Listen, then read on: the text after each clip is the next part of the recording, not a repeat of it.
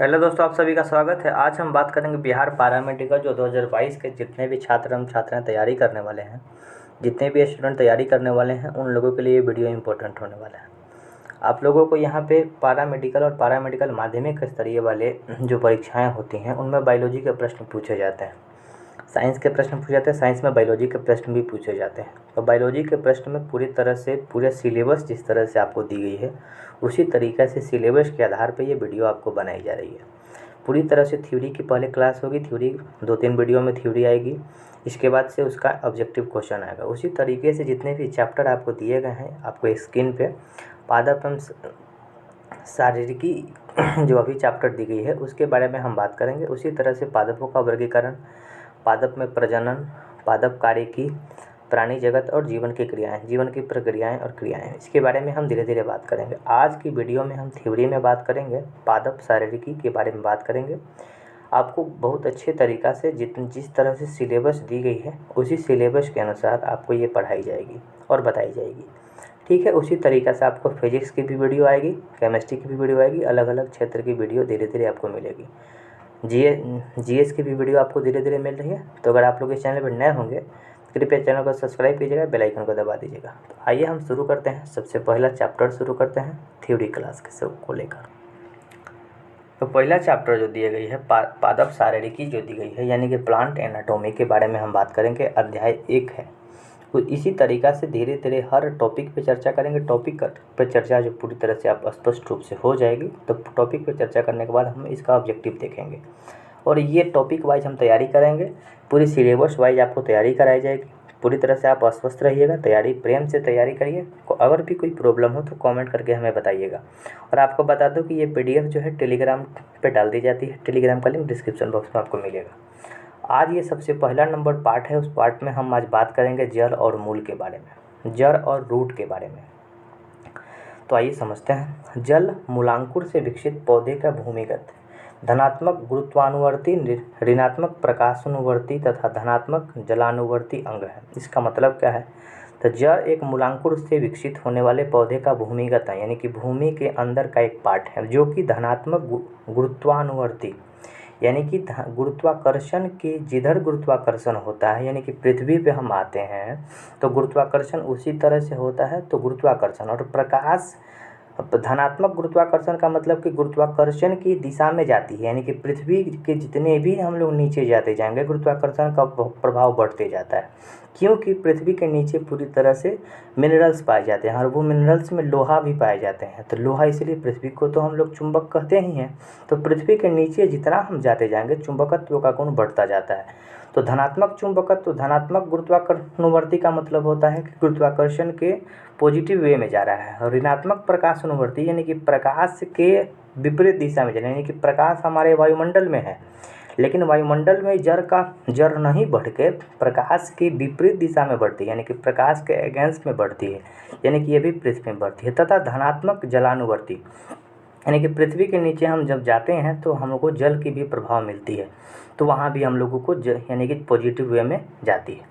इनका सामान्य कार्य पौधे को भूमि से स्थिर रखना तथा भूमि से जल एवं खनिज लवण अवशोषित कर पौधे के सभी भागों में उपलब्ध कराना। जल का मेन काम क्या होता है? जल में एक जाइलम नाम का टिश्यू होता है जो कि जल से पानी को खींच के, यानी कि जल से वाटर को खींच कर पत्ता तक पहुंचाता है। और पत्ता हमारा जो है पेड़ पौधा का जो पत्ता है, पत्ता को पौधे का रसोई घर बोला जाता है। और पत्ता खाना बनाता है, खाना बना के फ्लोएम के द्वारा फिर से जड़ को पहुंचाता है। यानी कि जड़ में जाइलम होता है, एक टिश्यू होता है जो कि भूमि से जल को खींच करके, जल को अवशोषित करके आगे तक पत्ता तक पहुंचाता है, सभी भागों में उपलब्ध कराने का काम करता है। अब हम लोग बात कर लेते हैं द्विबीजपत्री जड़ का आंतरिक संरचना, यानी कि द्विबीजपत्री यानी 2 पार्ट वाला जो बीज होता है उसके जड़ के आंतरिक संरचना के बारे में, यानी कि जड़ का जो आंतरिक संरचना होता है, अंदर का पार्टिकल होता है, उसके बारे में हम बात करते हैं। मूलीय त्वचा, यानी कि जो हम लोगों का जड़ है, जल के ऊपर का जो त्वचा है उसके बारे में बात कर लेते हैं। उसको मूलीय त्वचा कहा जाता है। यह सबसे बाहरी एक कोशिकीय मोटी परत होती है, यानी कि जो जड़ हम लोगों को दिखता है, जल का सबसे बाहरी जो पार्ट होता है उसको मूलीय त्वचा कहा जाता है, यानी कि मूल रूप से जो उसके ऊपर जो कवड़ है, बाहर की तरफ कवड़ है, उसको मूलीय त्वचा कहते हैं।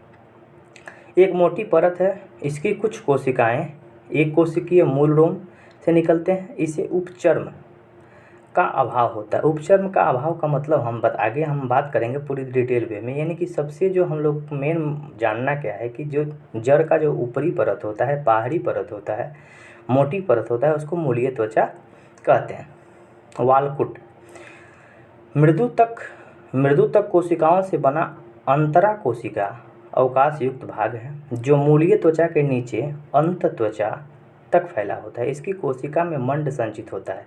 मंड का मतलब होता है जड़ में जितने भी मिनरल्स होते हैं ना, वह संचित होता है। यानी कि वलकुट में मंड संचित होता है। प्रश्न यहाँ से बन सकता है कि मंड जो है, जड़ में मंड कहाँ पे संचित होता है? तो वलकुट में संचित होता है। ठीक है, कॉर्टेक्स में संचित होता है, इसको इंग्लिश में कॉर्टेक्स बोलते हैं। और ये कहाँ होता है? तो बाहरी जो जड़ का बाहरी परत होता है उसके नीचे वाले परत, यानी कि जड़ में जो 2 नंबर का परत होता है उसको वलकुट कॉर्टेक्स कहते हैं, जिसमें मंड पाया जाता है, याद रखिएगा। अंतस्त्वचा, ठीक है। यहाँ पे यह वलकुट के सबसे भीतरी परत है जो रंभ के चारों ओर घेरे रहते हैं। इसकी कोशिकाओं में कैरेस्पियन पट्टी पाई जाती है। कैरेस्पियन पट्टी सहित प्रोटोजाइलम के सामने वाली कोशिकाएं पथ कोशिकाएं कहलाती है। हमने आपको शुरू में ही बताया कि जड़ में जाइलम होता है, वही जाइलम जो कि जड़ से पानी को, जो मिट्टी से पानी को एब्जर्व करके पत्ता तक पहुंचाता है। तो अंतस्थ जो त्वचा होता है उसमें प्रोटोजाइलम होता है जो कि वहाँ कोशिकाओं को पानी पहुँचाने का काम करता है। परिरंभ क्या है? तो परिरंभ भी एक जड़ का पार्ट है। जड़ के बहुत से पार्ट हैं, उन्हीं सब पार्टों के बारे में हम चर्चा कर रहे हैं। तो अंतस्थ त्वचा के नीचे मृदु कोशिकाएं से बनी परत होती है जिसे पार्श्व जड़, लेटरल रूट्स कहा जाता है।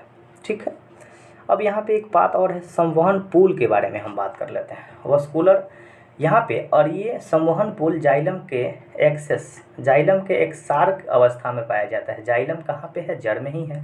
मज्जा के बारे में देख लेते हैं, पीत के बारे में देख लेते हैं। अनुपस्थित या बहुत कम विकसित होता है। ये कुछ स्पेशल संरचना नहीं है, कुछ संरचना है, यहाँ पे देख लेते हैं। एक बीजपत्री की आंतरिक संरचना, यानी कि जो एक बीज पत्र वाली, जिसमें एक ही को बीज होता है, उनमें जड़ की जो आंतरिक संरचनाएं होती है उसके बारे में हम बात कर लेते हैं। उसमें भी मूल त्वचा होती है। यह सबसे बाहरी एक कोशिकीय मोटी एवं असंख्य कोशिकाओं का मूल रोम से युक्त होती है, अलग अलग छिद्रों से युक्त होती है। वलकुट जो कॉर्टेक्स के बारे में हमने देखा कि मृदु तक कोशिकाओं का बना अंतर कोशिकीय अवकाश युक्त ये होता है। अंतःत्वचा के बारे में, वलकुट की सबसे नीचे परत कैस्पियन पट्टियाँ तथा पथ कोशिकाओं में की उपस्थिति में होती है। परिरंभ क्या होता है? तो अंतःत्वचा के नीचे मृदु तक की बनी परंतु कुछ स्थानों पर दृढ़ोतक से समूह में पाए जाते हैं। संवहन पुल क्या होता है? तो अरीय संख्या 6 से अधिक जाइलम के एक्सॉर्क और पोलियोर्क की दशा में पाई जाती है। मज्जा क्या होता है? तो केंद्रीय तथा पूर्ण विकसित भाग मृदु तक कोशिकाओं का बना होता है जिसमें मंड के कण पाए जाते हैं। देखिए, एक बीज कोशिकीय में मज्जा में मंड के कण पाए जाते हैं। और हम लोगों ने यहाँ पढ़ा था द्विबीज पत्रिका में, वलकुट जो हम लोगों ने पढ़ा था, कॉर्टेक्स जिसको हम लोग बोले थे, उसमें मंड पाया जाता है। तो यहाँ पे हम लोगों को अंतर स्पष्ट करना है कि द्विबीज पत्री की आंतरिक संरचना में वलकुट में मंड पाए जाते हैं और एक बीज पत्री की आंतरिक संरचना में मज्जा में हम लोगों को मंड पाया जाता है। ठीक है, मंड मतलब स्टार्च होता है। अब जड़ के बारे में थोड़ा सा, जड़ का प्रमुख कार्य क्या क्या है देख लेते हैं। जड़ के प्रमुख कार्य, जड़ जिसको रूट बोला जाता है, मसूरा जड़ जिसको टैप रूट बोला जाता है, और एक होता है अपस्थानिक जड़। ठीक है, तो मसूरा जड़ मूलांकुर से विकसित प्रायः द्विबीजपत्री पौधा में पाया जाता है। तो जिसमें दो बीजपत्री वाले पौधा में मसूरा जड़ पाया जाता है, टैप रूट पाया जाता है। एक होता है तर्क रूट है बीज की मोटी किनारों पर पतली जैसी मूली की जो आपको जैसे मूली की जो जड़ होती है उसको तर्क रूट कहा जाता है। ठीक है, तर्कु रूट कहा जाता है। कुंभी रूपी क्या होता है? शीर्ष पर मोटी तथा नीचे और पतली, शीर्ष पर मोटी होगी और नीचे पतली होगी। जैसे सलजम हम लोग देखते हैं, चुकंदर देखते हैं, ये कुंभी रूपी होती है। कुंभी रूपी का मतलब क्या होता है कि शीर्ष पे मोटा यानी कि ऊपर वाला भाग मोटा होता है और नीचे वाला भाग पतला होता है, जिसको कुंभी रूपी बोला जाता है। और तुर्क तरकु रूप के का मतलब क्या होता है कि बीच में मोटा और किनारे पे पतला होता है, जैसे मूली होता है, बीच में मोटा होता है और नीचे वाला भाग पतला हो जाता है। शंकु रूपी क्या का मतलब क्या है, शंकु के आकार का, जैसे गाज, गाज जो है ये शंकु रूपी होता है। अपस्थानिक जड़ का मतलब क्या होता है कि मूलांकुर की वृद्धि रुक जाने के कारण शाखाओं तने के आधार भागों तथा पत्तियों से निकलती है। यह प्राय एक बीजपत्री में पाई जाती है। देखिए, दो तरह का यहाँ प्रश्न बन सकता है। मसूरा जड़ जो पाया जाता है ये द्विबीजपत्री में पाया जाता है। एक नंबर का प्रश्न जब ऑब्जेक्टिव हम लोग बात करेंगे ऑब्जेक्टिव पे, तो आपको स्पष्ट रूप से पता चलेगा कि द्विबीजपत्री में मसूरा जड़ पाया जाता है और एक बीजपत्री में अपस्थानिक जड़ पाया जाता है। ठीक है, इससे ज़्यादा प्रश्न अब नहीं बनेगा।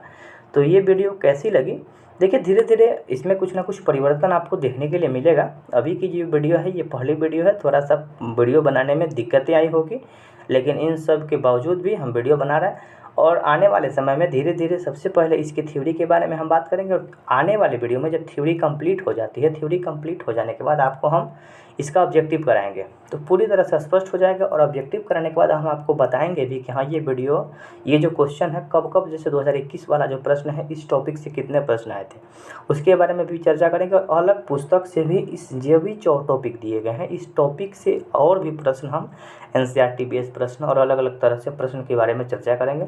तो धीरे धीरे अपने चैनल से जुड़िए और ज़्यादा से ज़्यादा लोगों में शेयर कीजिए, आपकी तैयारी में गति मिलेगी। धन्यवाद। फिर अगली वीडियो में हम थ्योरी के बारे में ही बात करेंगे। जब थ्योरी पूरी तरह से कंप्लीट हो जाएगी तो हम आपके बारे में ऑब्जेक्टिव क्वेश्चन के बारे में बात करेंगे। उसी तरीके से GS की भी टॉपिक वाइज चर्चा चल रही है। धीरे धीरे चैनल पे जुड़े रहिए और आगे हम लोग बहुत अच्छे तरीक़ा से काम करेंगे। धन्यवाद। फिर मिलते हैं अगली वीडियो में।